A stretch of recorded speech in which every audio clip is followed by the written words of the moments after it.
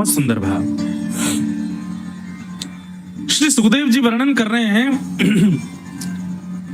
श्री गोविंद की भुजाओं में सुरक्षित द्वारिका में गोविंद भुज गुप्तायाम द्वारवत्वाम कुरुद्वः। ठाकुर जी की भुजाओं में सुरक्षित द्वारिका में अवासीत नारदो भिक्षणम कृष्णोपासन लालसा। लगभग शायद बद्रीनाथ में लास्ट कथा कब हुई थी? 22 में हुई थी। 2022 के बाद आज स्पर्श कर रहे हैं इस विषय का।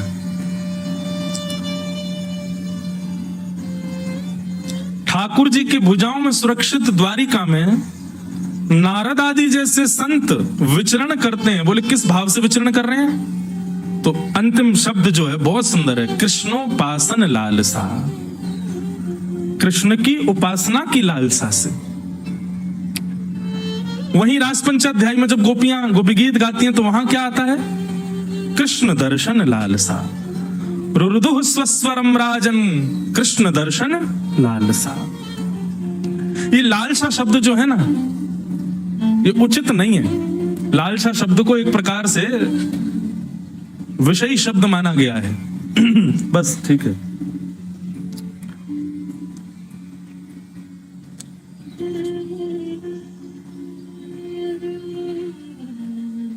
लालसा, कृष्णोपासन लालसा। लेकिन मैं एक बात कथा में कहा करता हूं, जितने भी विकार हैं संसार में और मानव के अंदर, काम क्रोध लोभ मोह लालसा ईर्ष्या द्वेष अभिनिवेश अहंता ममता, जो कुछ भी है वो सब यदि ठाकुर जी के प्रति पधरा दिए जाएं तो वो सब भी भक्ति बन जाते हैं। किसी व्यक्ति के अंदर यदि क्रोध है और यदि वो क्रोध संसार के किसी व्यक्ति से ना होकर के ठाकुर जी के प्रति यदि हो जाए, जैसे कभी कभी ऐसा क्रोध आता है, ठाकुर जी हम पूतना से तो बढ़िया ही हैं, इतने बुरे तो नहीं है जितनी बुरी पूतना थी। आपको विष दे करके मारने आई थी, भैया हेलीकॉप्टर बंदी करे यार, इतने बुरे तो नहीं है हम। लेकिन आपने क्या किया? अहो वकीयम स्तन कालकूटम जिघांक्षया पाययदाप्य साध्वी लेभे गतिम धातृचिताम ततोन्यम कंबादयालुम शरणम ब्रजेम। बकासुर की बहन पूतना को आपने वो गति प्रदान कर दी जो मां यशोदा को प्राप्त होनी चाहिए। मतलब आप मुझे मारने आए, आपने मुझे मारा और मैंने क्या किया? मेरे पिता की जो पदवी है, मेरे पिता का जो स्थान है, वहां पे मैंने आपको बैठा दिया। ऐसा कोई करता है क्या? ठाकुर जी ने यही किया। पूतना मारने आई और पूतना को मातृगति प्रदान कर दी। जब आप पूतना पे इतना अनुग्रह कर सकते तो हम पूतना से तो बढ़िया हैं, इतने बुरे तो नहीं है नाथ। ठीक है, भले ही रूखी सूखी रोटी का भोग लगा देते हैं, सब्जी में नमक ज्यादा कर देते हैं, कभी कभी अपने स्वाद के लिए भोजन बना के आपको पधरा देते हैं, पिज्जा बर्गर का भी भोग लग जाता है ठाकुर जी को।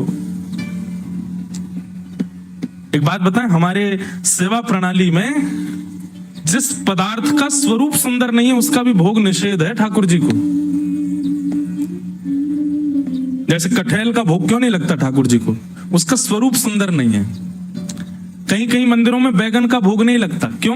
क्योंकि बनने के बाद में भरता जो है वो बड़ा ऐसा गिलगिला सा हो जाता, स्वरूप सुंदर नहीं है। स्वरूप, रूप, आकृति और सुगंधी, ये जिनकी सुंदर ना हो वो ठाकुर जी को भोग में कहीं कहीं निषेध है। कहीं कहीं भोग लगता भी है ठाकुर जी को इन सब भावों का, वस्तुओं का, पर सब जगह अलग अलग भाव है।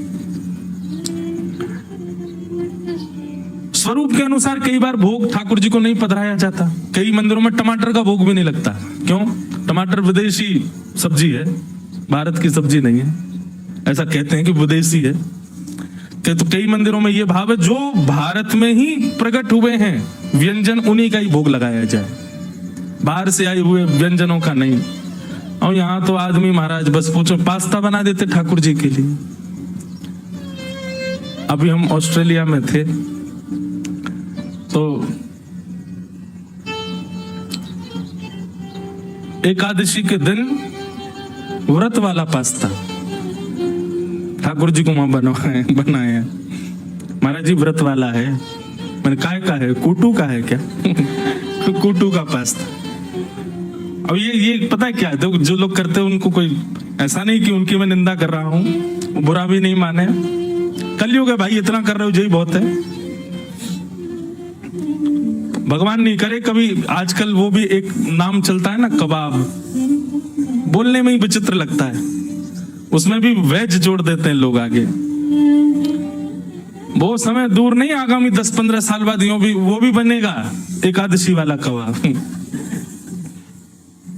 वेज बिरयानी, चावल कोई थोड़ा बहुत कर देते हैं, उसका नाम बदल दिया। हे नाथ, ठाकुर जी कभी कभी सोचते तो होंगे भाई तू काय को कर रहा है एकादशी? वो जरूरी थोड़े ही, ऐसा तो नहीं कि तेरे करने से ही मैं प्रकट होऊंगा। मत करे, इससे बढ़िया तो खा, बढ़िया प्रेम से रोटी खा ले। काय को बना रहा है भाई एकादशी वाला सब सामान? व्यक्ति अपने स्वाद के लिए ठाकुर जी का भोग लगा देता है। कई बार उसको प्रिय लगता है इसलिए ठाकुर जी को भोग लग जाता है।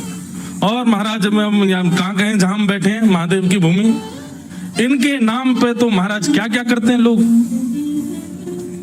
बुरा नहीं मानिएगा, और मान जाओ तो कोई बात नहीं, पर महादेव के नाम पर जो लोग ये बात कहते हैं, ऐसा ये कुछ भी नशा की वस्तु कर लेते हैं, फिर कहते हैं महादेव का प्रसाद है। ये तो महादेव का प्रसाद तो विष भी है, और ये तो साक्षात नीलकंठ है, वो भी तो प्रसाद है, ले लो उसको भी प्रसाद के रूप में।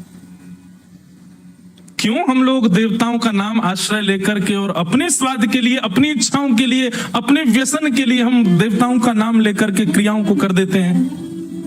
मैं तो कहता हूं किसी दिन महादेव प्रकट हो गए ना, त्रिशूल से इतना मारेंगे उन लोगों को ढूंढ ढूंढ के जो जो इस प्रकार की क्रिया करते हैं उनके नाम से। ऐसा नहीं करो।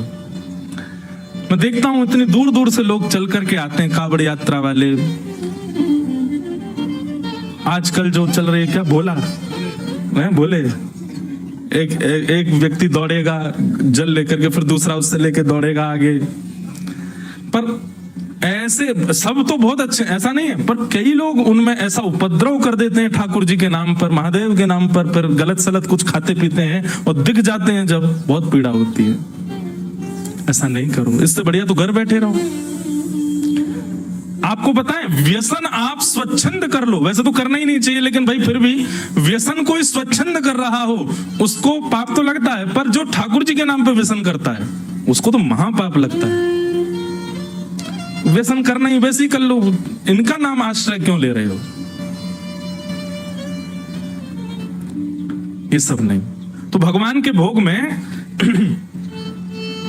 द्वारिका में तो एक मुझे नई बात पता चली। द्वारिका के, हम तो सेवक लोग हैं ना, तो पूछते रहते हैं सेवा कैसे हो रही है, यहाँ पे प्रसाद का रूप क्या है, क्या है, सब जगह का अलग अलग भाव है। तो द्वारिका में तो ऐसा सुनने में आया, वहां की रसोई में हम मैया से पूछ रहे, मैंने मैया ठाकुर जी को भोग में कैसी वस्तु पधराते हैं? उन्होंने इतना सुंदर एक शब्द में उत्तर दिया, बोले जिस व्यंजन को पाने के बाद जब आपको उसकी बब सामे, उसकी डकार आवे, उसमें सुगंधी ना हो, उसमें कोई स्वाद ना हो, ऐसी वस्तु ठाकुर जी को भोग में पधराई जाती है।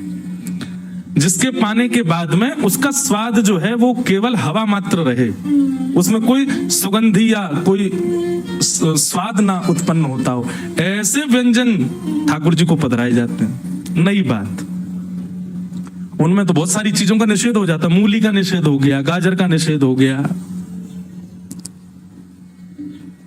तो बड़ी बड़ी प्रणाली हमारे वैष्णवों ने करी है, उसके अनुसार संप्रदाय अनुसार अपने भावानुसार उनका पालन किया जाता है।